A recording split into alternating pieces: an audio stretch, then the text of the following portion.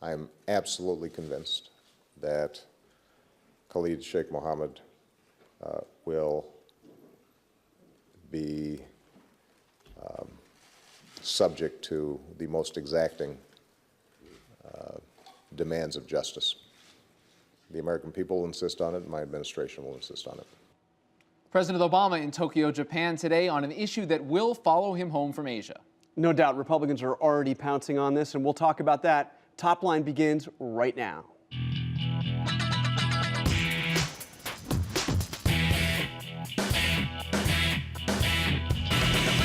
Hello and welcome to ABCNews.com's Top Line. I'm Rick Klein. And I'm Jonathan Karl. Every day at noon Eastern, we bring you the latest political news and analysis, everything you need to know before you head out the door to lunch. And you can keep the conversation going all day long via Twitter. It's twitter.com/The Note.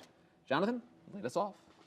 Big Apple, big trial. You heard it from the president. The mastermind of the 9/11 attacks is coming to New York to stand trial. Rick, this is going to be a huge deal. Republicans are already saying this is a return to the pre-9/11 mentality and are calling it outrageous, inconceivable, any other adjectives they can come up with. Yeah, the administration likes the symbolism of moving KSM to New York for a trial, but that has got a big backlash. We're seeing, of course, Republicans, Joe Lieberman, that independent Democratic senator, also saying that he thinks it's inconceivable that you'd be bringing suspected terrorists like Khalid Sheikh Mohammed to the United States territory.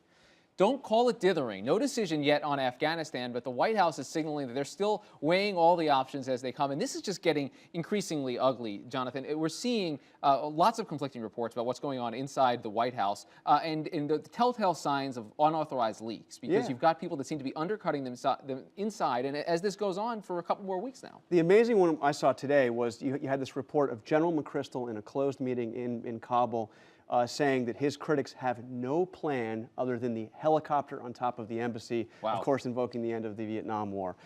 Next up, believe it when you see it. There are now reports out of Politico and elsewhere that the president will, in his State of the Union address, announce that the next big step is to tackle the deficit.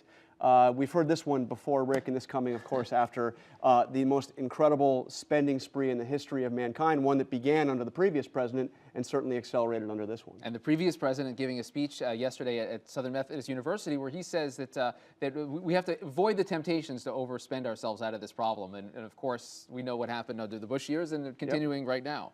And Rogue Nation, Sarah Palin mania is back.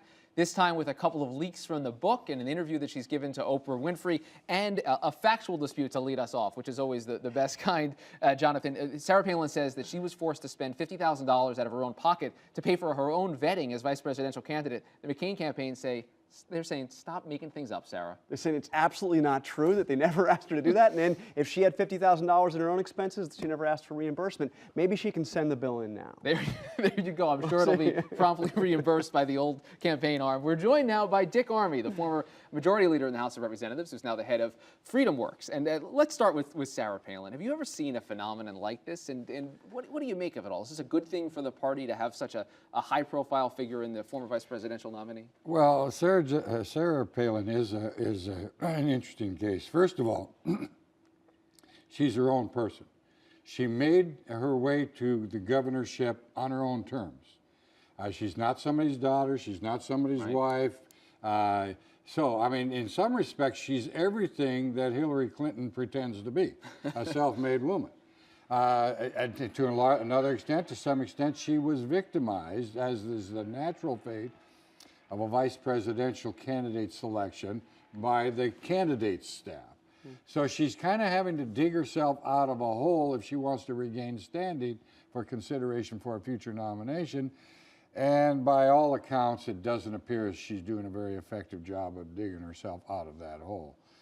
Where are her missteps? I mean, what in your mind? I think the first thing was, and this is always a difficult job. Remember when she came on the scene with that speech at the convention, she exploded with the people. I believe that she was immediately subjected to ill preparation and undermining by a presidential candidate staff that didn't want their guy outshined by her.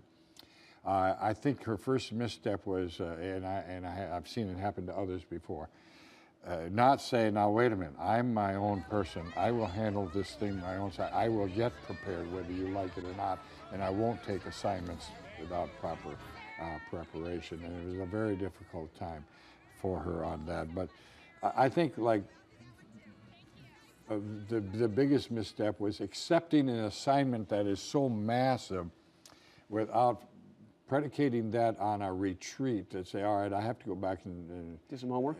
you know, brush up my Shakespeare and so forth. You know, the fact of the matter is, and I suppose it's just, you just kind of get taken and thrown into this thing. I think she's probably a person of greater ability than what she's given credit to. She probably has more sense than what she's given credit for, but I do think there's this old perception is reality thing right now. Right. And she's got a terribly, terribly rough road to hoe if she's ever going to regain some standing and make her competitive. Do you see her tapping into any of the same energy that you've been out there advocating recently through Freedom Works, the Tea Party movement, this kind of generalized sense of anxiety around what government is doing? She seems to be speaking to a lot of the same issues. Well, when you